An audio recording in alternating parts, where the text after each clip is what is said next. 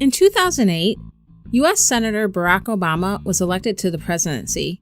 For a lot of people, mostly Caucasian Americans, Obama's presidency was a symbol of a post-racial America.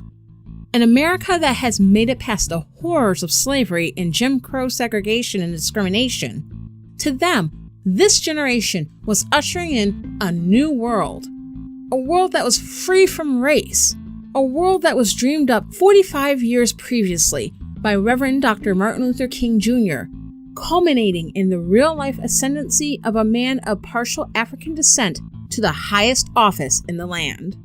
And this idea that our world is somehow different than the one Dr. King lived in, and we can mold Dr. King's message into anything that would be most comfortable to us, is very pervasive in today's society. For example, Steve Bannon, a Breitbart, known alt-right white nationalist, and former Donald Trump advisor, had this to say about him. Quote, "If you look at the policies of Donald Trump, anybody, Martin Luther King, would be proud of him. What he's done for the Black and Hispanic community for jobs is the lowest unemployment in recorded history. You don't think Martin Luther King would be proud? Look at the unemployment rate we had 5 years ago. You don't think Martin Luther King would sit there and go, 'You're putting Black men and women to work. Lowest unemployment rate in history, and wages are starting to rise among the working class. And you're finally stopping the illegal alien labor force that's coming in to compete with them every day and destroying the schools and destroying the healthcare. Absolutely." End quote. How malleable does Dr. King have to be invoked by a known white supremacist in support of a white supremacist president? To take credit for an unemployment rate that started its downward trend during the Obama administration, and to celebrate an unemployment rate for Black Americans that is still significantly higher than the unemployment rate for white Americans? Not so sure Dr. King would be on board with that. Immigration is a bit harder to nail down King's position on because undocumented immigration was not quite the hot-button issue in the 1960s that it is today. You'll be hard-pressed to find a quote where Dr. King addresses undocumented immigration directly. When I researched this for the series, I wasn't able to find one, and because King didn't address it, it's been easy for both sides of that issue to claim him. On one hand, he led his support to Mexican-American labor rights activist Cesar Chavez, who strongly opposed undocumented immigration until the mid-1970s, well after Dr. King's death. On the other hand, King was a believer in not following unjust laws. He did say in a letter from a Birmingham jail, quote, "Injustice anywhere is a threat to justice everywhere. We are caught in an inescapable network of mutuality, tied in a single garment of destiny. Whatever affects one directly affects all indirectly. Never again can we afford to live with the narrow, provincial, outside agitator idea. Anyone who lives inside the United States can never be considered an outsider anywhere within its bounds." End quote. While it's not within the context of immigration, it does give us an idea of the big picture view Dr. King held. But the real irony about Bannon invoking Martin Luther King Jr. in support of Trump is this. In the same oft-quoted "I Have a Dream" speech, Dr. King also said this, quote, "There are those who are asking the devotees of civil rights, when will you be satisfied? We can never be satisfied as long as the Negro is the victim of the unspeakable horrors of police brutality." End quote. If Trump's presidency had aligned with Dr. King's activism on a timeline, would he really embrace the living Dr. King? Or would he call him, quote, "a son of a bitch," end quote, like another public figure who has campaigned against police brutality, Colin Kaepernick? I am your host, Jaye Poole, and this is Pot Stirrer Podcast.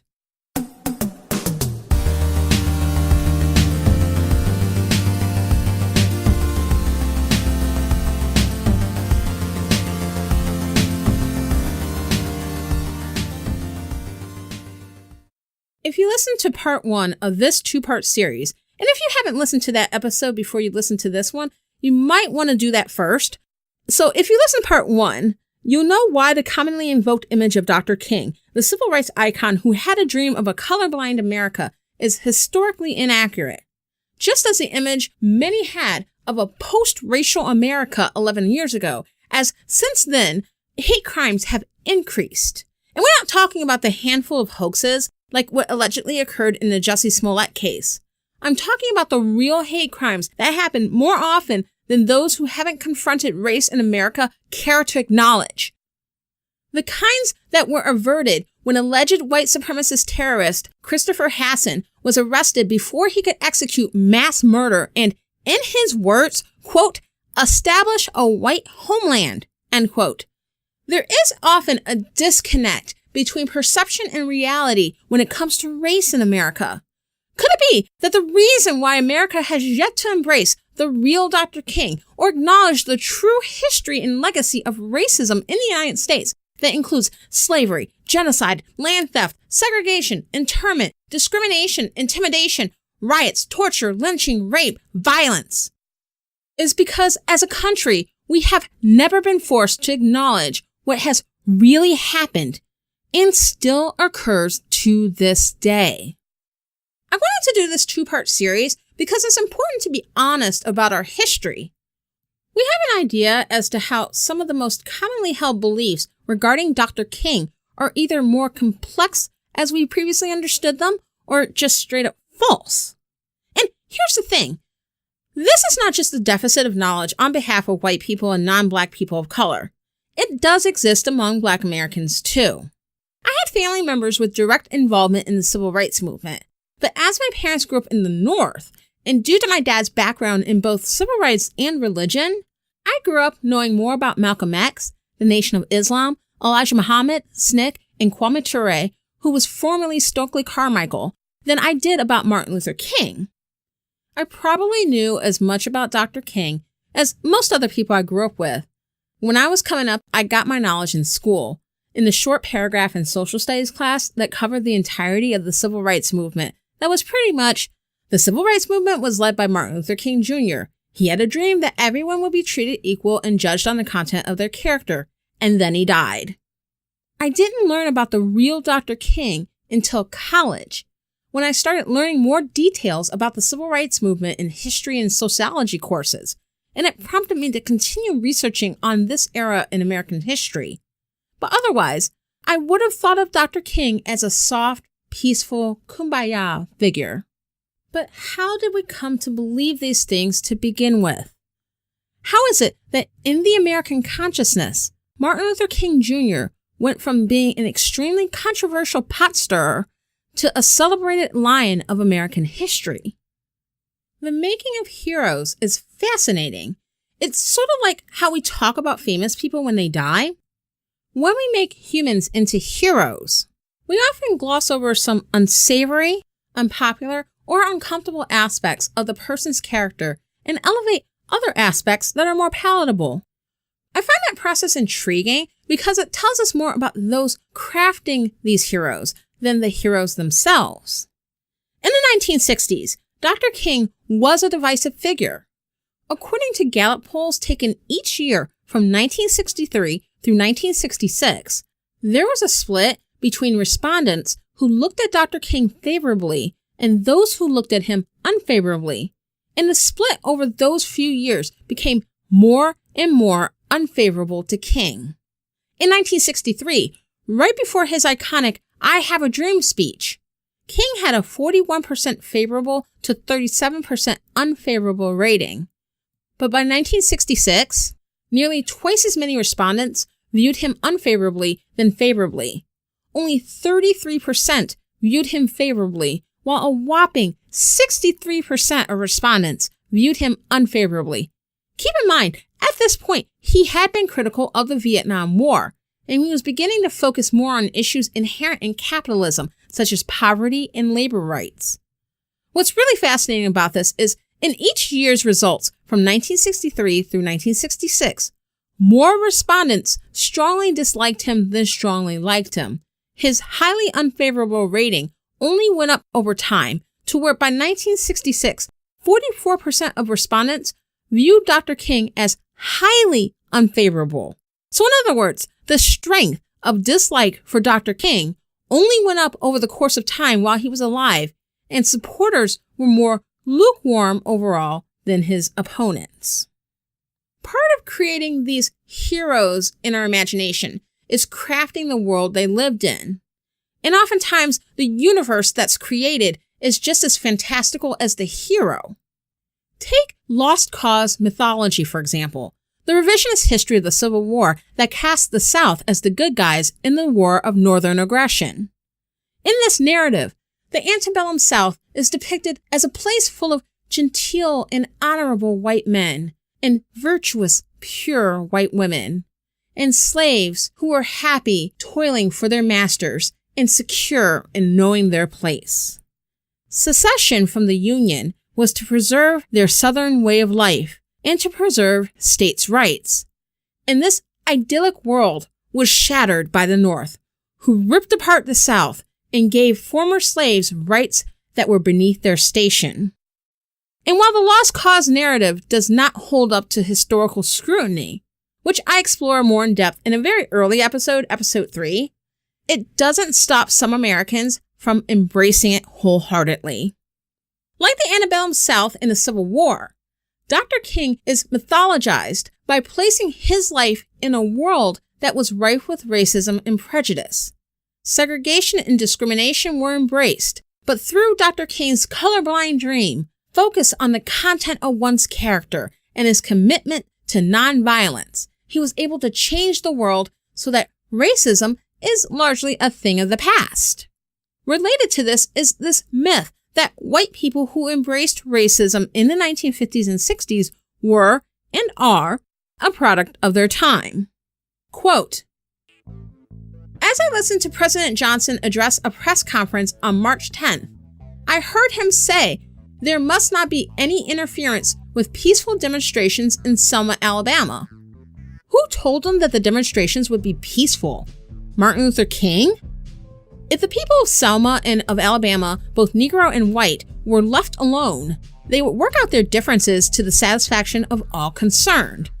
Outside agitators are imported to keep the pot boiling." End quote. This was a letter to the editor published in the Pensacola News Journal in 1965 from a veteran of the First World War living in Alabama. Another one. Quote, "I was raised up on a farm in Calhoun County. We went to school and walked round trip 6 miles a day to get an education.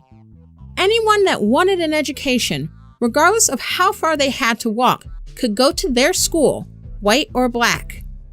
I do not have anything against the good colored people because they are black. They have the same right to work and go to school and live right as the citizens should, and they have good schools. Every citizen is supposed to live and obey the same laws, but the Supreme Court, Johnson, Humphrey, also the Congress, are taking it on themselves to change the Constitution of the United States. What do they mean by civil rights? Some of the Negroes think the Civil Rights Bill gave them the right to break every law in the United States and mistreat innocent people. Martin Luther King has broken the laws of the land. The good colored people should realize he is not doing it for them. These troublemakers want publicity.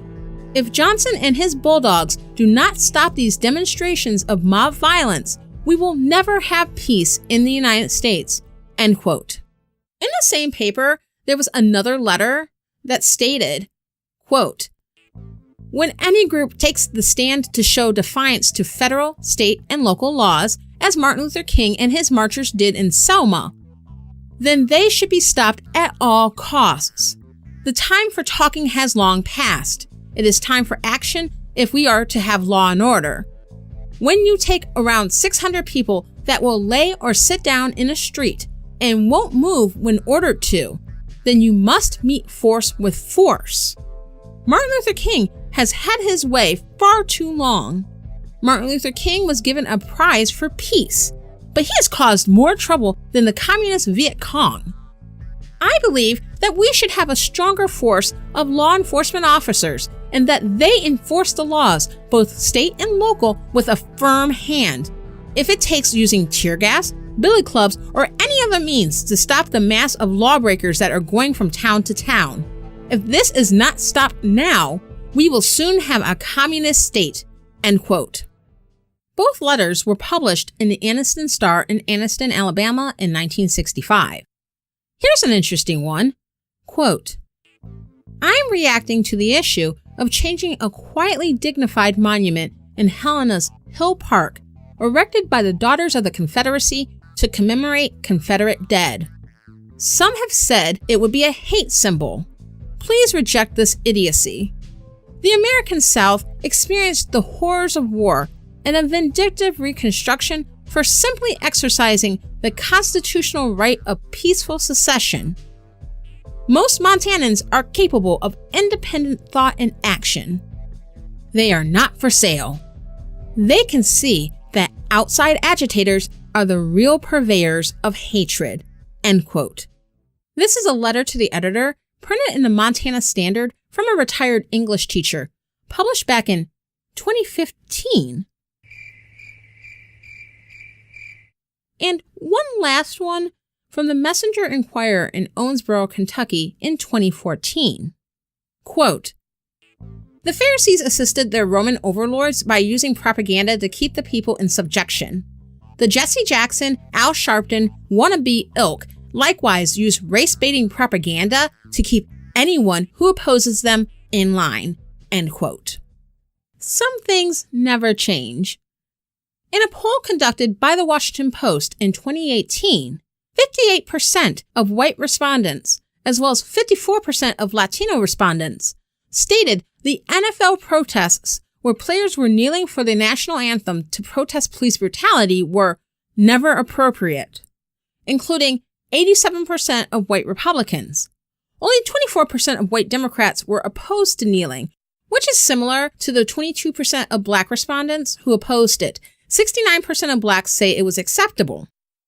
And other forms of protest were also considered never appropriate, such as burning the U.S. flag or blocking cars on roads and highways. Now, according to a Harris poll conducted in October 1966, 85% of white respondents said that civil rights demonstrations hurt blacks more than they helped. And in another poll conducted that same year, 54% of white respondents said that they would not feel justified to march or protest if they were, quote, "in the same position as Negroes," end quote. Sure, Jan. There was even conflict as to whether or not respondents believed clergy should participate in civil rights marches.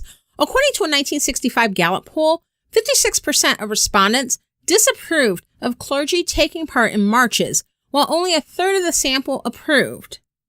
So white Americans disapproving of civil rights protests is nothing new and seems to be a constant across time and space. The thing to remember, though, is that protests were never meant to be comfortable. Reverend Dr. Martin Luther King Jr. was assassinated in 1968. 1968 was 51 years ago. While for many of us, this seems like a time long ago and far, far away, there are many in our society who lived during the time period of the civil rights movement. It wasn't that long ago. I've shared stories in other episodes about my own parents experiencing the tail end of Jim Crow and living through the civil rights movement. My mom is in her late 60s, and if my dad were still living, he would be turning 70 this year. The baby boomer generation, who are now largely seniors, were between preteen to young adult age during the 1950s and 60s, while the older generations were well into adulthood. Dr. King accomplished so much during his lifetime, so it's a bit strange to think about the fact that when he was murdered, he hadn't even made it to the age of 40. We have an odd relationship with the generations who came before us. We tend to look back at the morality of our earlier generations as qualitatively different than ours. The society was different, worse somehow. The values of equality and acceptance are cultural, and it wasn't part of the culture then. But at the same time, there are people we want to admire. whether it's historical figures we're taught to look up to, or our own ancestors. We truly want to think the best of them. Many of the Founding Fathers owned slaves, but they weren't so bad because some, like Thomas Jefferson, wrestled with the idea of slavery. Uncle Bob, who doesn't want Latinos living in his neighborhood, is from a different generation where there just weren't a lot of people around of different races and ethnicities. And 90-year-old Nana, who clutches her purse and crosses the street when a black man walks in her direction, she's not really racist. She's just not used to how things are now. But that's the thing. Our world isn't that much different than the world of yesteryear. While there has been some positive steps, there have also been steps backwards. White supremacy thrives even to this day. According to the U.S. Justice Department, hate crimes have been going up each year for the past few years. The top motivators are race and ethnicity, religion, and sexual orientation. And that's out of the law enforcement agencies that report hate crimes to the DOJ, since reporting is voluntary. And according to the New York Times, hate crimes are underreported because victims often don't trust that reporting these crimes will help them. In research by the Southern Poverty Law Center, as well as the Center for Strategic and International Studies, both find that the majority of terror attacks in the United States are right-wing terror attacks by far. Right-wing terrorism is also on the rise globally, according to U.S. News and World Report. And many of these white supremacists killing people are not baby boomers who lived during Jim Crow. We're talking teens and young adults who were radicalized into white supremacist ideology and then took lives, such as Dylan Roof, Alex Fields, Nicholas Cruz, and others. But on the other hand, consider this. Quote, reference is made to a letter by Reverend Ralph C. Brady, published in this column on March 31st. The letter was a strong denunciation of Dr. Martin Luther King, which began, quote, Martin Luther King, I cannot in honesty call him reverend or doctor, etc., end quote. One's own personal opinion, in honesty, as Reverend Brady puts it, is of no consequence in the matter. The facts of the case are, 1. That Reverend Martin Luther King is an ordained Baptist minister, just as Reverend Brady is, the color of his skin or the manner in which he carries out his ministerial duties notwithstanding. He is a graduate of Chester, Pennsylvania in 1961 and won an award as the outstanding student of his class. 2. Dr. Martin Luther King received his PhD degree from Boston University in 1955. To refuse to recognize this fact does not reflect on Boston University, but rather it reflects on the so-called honesty of the person who refuses to recognize it. I think it unfortunate that people's emotions become so involved with their intellect that even their sense of honesty becomes twisted. It would seem to me that as a minister of the gospel, Reverend Brady would be among those who accord to each human being the dignity of a title he has earned by hard work, whether he likes or approves of him or not. End quote. This is from a letter to the editor published in the Clarion Ledger of Jackson, Mississippi in 1965. Think about this one too. Quote, when Martin Luther King was in Birmingham, he wanted decent treatment for Negroes on buses, decent service for Negroes at hamburger stands. He was a courageous American. In Chicago last summer, he wanted equal housing and equal job opportunities. Many of his white supporters abandoned him. How that he speaks as one of the leaders of a potent political force which calls into question the social structure and value system of this country, he is unctuous and sonorous. He and other Negroes contribute viable ideas about the future of America, and you call him Olympian. The expression you grope for is uppity.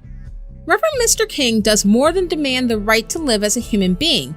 He and the entire civil rights movement pose the question of whether we as a society will continue to concern ourselves with the production and consumption of things, or whether we will make ours a society in which men are free to develop their talents and creative powers.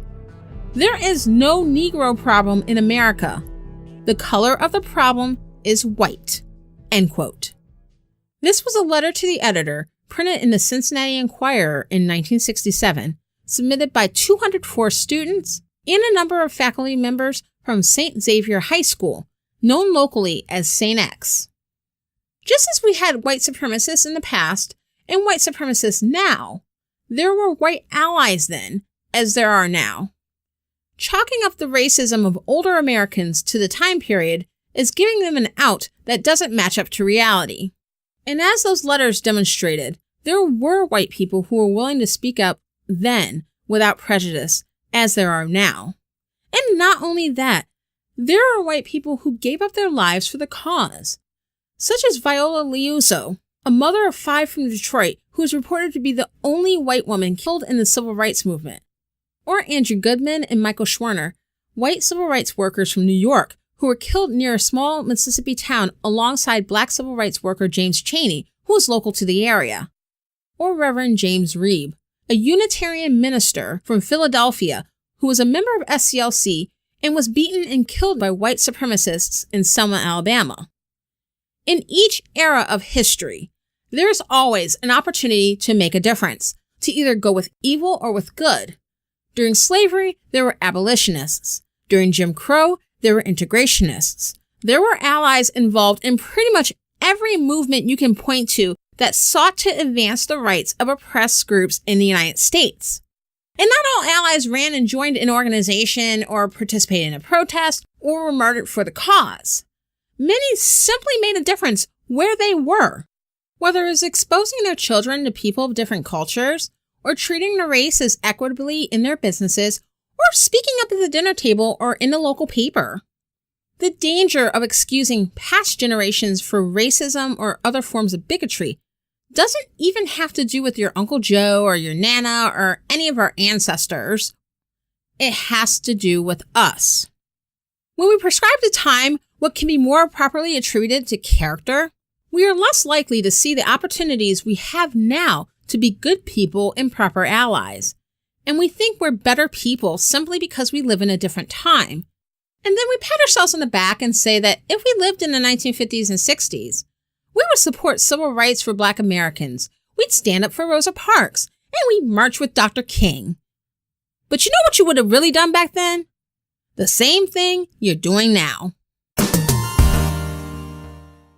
that we know that Martin Luther King Jr. was much more complex and more radical than mainstream society gives him credit for, and our society isn't as progressive as we would like to imagine, how did Dr. King go from a communist sympathizer, an outside agitator, to a colorblind, unifying visionary whose message can be molded like Play-Doh to fit any political agenda?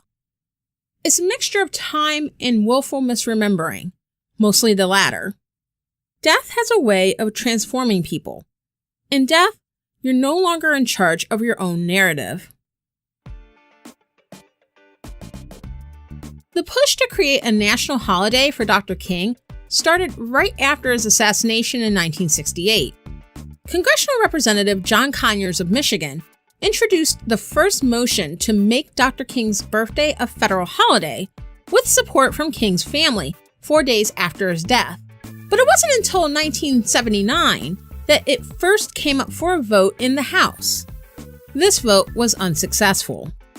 Pressure was exerted from the King Center, including a march on Washington that drew 500,000 participants. And there was pressure from celebrities, including Stevie Wonder. In 1983, the House passed the bill by 53 votes. The Senate consideration of the bill was more contentious, including a filibuster by Senator Jesse Helms of North Carolina, due to accusations that Dr. King was a communist, and a 400-page manifesto to go along with it. But the Senate ended up passing the bill by 12 votes, and President Ronald Reagan signed it into law reluctantly, reversing earlier opposition to the holiday. Reverend Dr. Martin Luther King's birthday would be celebrated the third Monday in January and would be a paid federal holiday, which first went into effect in 1986. And it was after that point that Dr. King's message became willfully and methodically distorted. Ronald Reagan, as president, began the work of tearing down civil rights legislation, including affirmative action and court-ordered student busing. These were not unprecedented actions from him. he publicly opposed the Civil Rights Act of 1964 and the Voting Rights Act of 1965. And his actions in the 1980s were a continuation of the attacks on civil rights he made while governor of California, like defending the nullification of California's fair housing law in 1964. When changing his mind on the King holiday, he explained in a letter to New Hampshire's governor that the holiday was based, quote, on an image, not reality, end quote. But now, with having signed the King holiday into law, Reagan felt free to invoke a version of Dr. King, warping the content of one's character into an ideal of colorblindness, an ideology that could be used to justify the rolling back of civil rights protections. In a piece from the Boston Review about Reagan's commitment to civil rights rollbacks, Justin Gomer and Christopher Petrella argue, quote, ultimately, Reagan's rendition of King as committed, first and foremost, to a colorblind society and therefore opposed to any and all race-conscious remedies to racial injustice, a framework that Trump seems to have adopted, has proven essential to the rising influence of colorblind ideology. As a public figure of official and white memorialization, King has become the de facto patron saint of colorblind ideology. His historical memory and his radical political critique be damned, end quote. It's hard to argue with someone like the rehabilitated King getting a holiday. Except that it took a long time for all states to recognize the holiday, with Arizona, New Hampshire, Virginia, Utah, and South Carolina being the last holdouts to fully recognize the observance of Dr. King's birthday as a paid state government holiday. In 2 states, Mississippi and Alabama, commemorate Dr. King's birthday as a joint holiday alongside Confederate General Robert E. Lee. In any case, as a radical black agitator and communist sympathizer, Dr. King had no chance of getting a holiday. But as a colorblind civic prophet who died for a noble cause, he sure did. Reagan's actions in constructing a colorblind king were calculated and deliberate. In Reagan's king, we now had the hero that everyone loved, whose memory was being used to rationalize actions the real-life man would have never supported. As a student of history, I believe it's important to get the real story instead of the distorted one, or at least as much so as we can. But I think most importantly, when it comes to Dr. King, is this. Humans tend to like what's comfortable in the moment, and it's easier to make our history and the leaders that emerge in that history easy and relatable rather than complicated and hard. But that is why, in a number of respects, 2019 isn't that much different than the late 1960s. There hasn't been that reckoning. Right after apartheid ended in South Africa in the 1990s, the South African government, under the African National Congress, or ANC, the party of the late Nelson Mandela, set up the Truth and Reconciliation Commission for the sake of restorative justice. Restorative justice is an approach taken to address human rights violations through mediation, and the goal is to help the offender truly understand why their actions were harmful and work out a resolution that provides closure for all involved. This is as opposed to retributive justice, such as in the case of the Nuremberg trials after World War II that focused on punishment for Nazi officers. In the case of the Truth and Reconciliation Commission, restorative justice meant testimony from members of the black population who had been affected by apartheid, as well as whites who enforced the policy and profited off of it in exchange for amnesty consideration. Having such a commission meant sorting out the real history of apartheid, including the hard stuff that the whites who had ruled for decades would find difficult to accept. While it was not focused on retribution, the Truth and Reconciliation Commission was aimed at a different type of healing for the country, one where understanding and future change was the goal, instead of simply punishment. Going forward, it didn't make South Africa perfect by any stretch, but the Truth Commission was helpful for the country to move forward towards full democratic rule and it was a first step to healing as a country. In the United States, we never addressed the idea of justice at the conclusion of Jim Crow segregation. There was never a forum where those who lived under the system could share how they were victimized by it, or where those who perpetrated what can only be described as human rights violations against a specific subset of the population would answer for their crimes. We never had anything like a Truth and Reconciliation Commission in the U.S. Unlike South Africa, where the end of apartheid and the start of democracy meant a shift in power towards the numerical majority, who were Black, in the U.S., white Americans are the numerical majority, so leaving Jim Crow behind didn't change the power structure.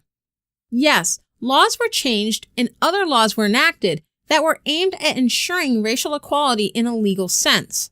But we never really dealt with the racism entrenched in American culture and the human cost of that racism. Racism that our country was built on and our institutions have been steeped in, from law enforcement and the criminal justice system to our neighborhoods of residence, schools of learning, and houses of worship, to capitalism itself. And the end of Jim Crow created a space that those like Ronald Reagan could use to fashion a hero out of whole cloth while destroying the essence of what Dr. King stood for. Many white Americans have adopted Martin Luther King Jr. as a hero because the whitewashed King has enabled them to claim they are not racist without having to examine their beliefs and actions.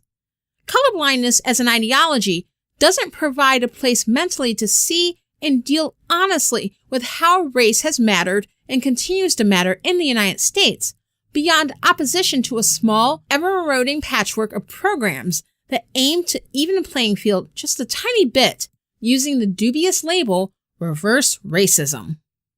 In the push to be colorblind, instead of advancing a world of racial peace and harmony, those who adopt it become tools of furthering white supremacy.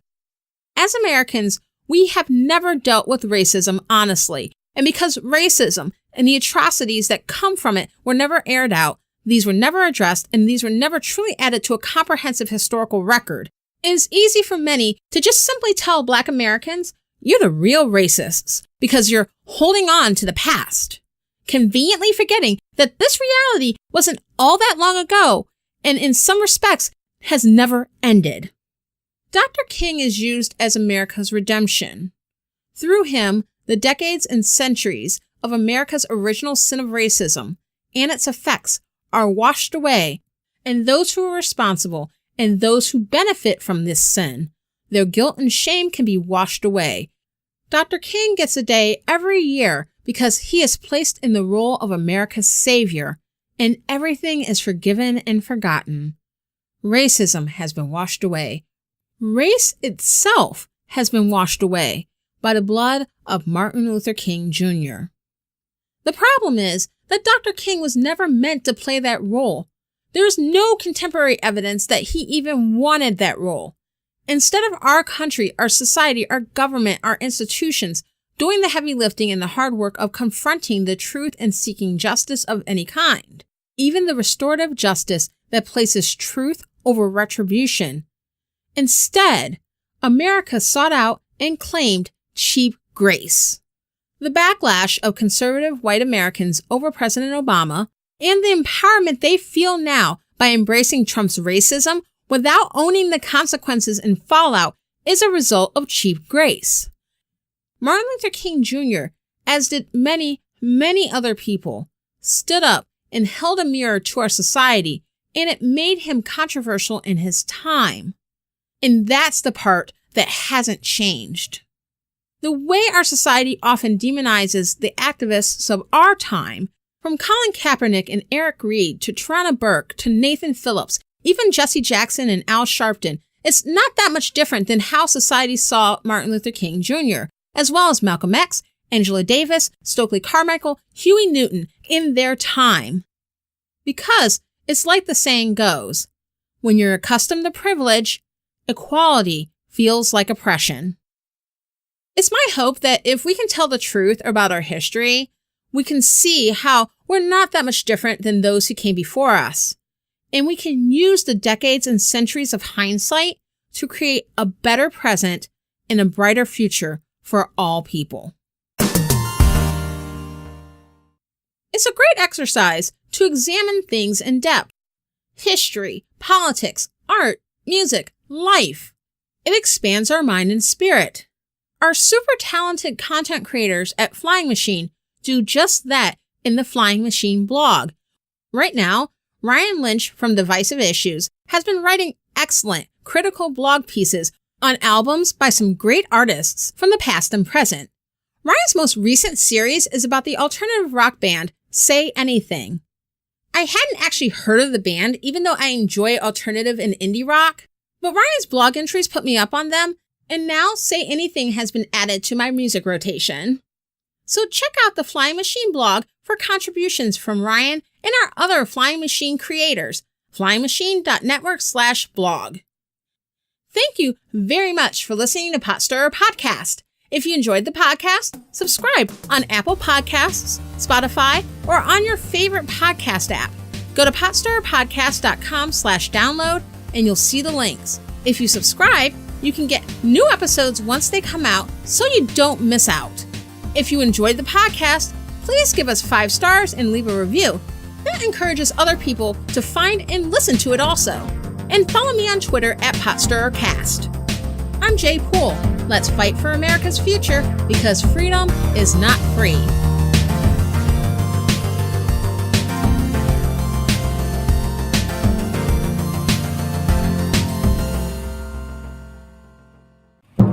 I give you the incredible Flying Machine.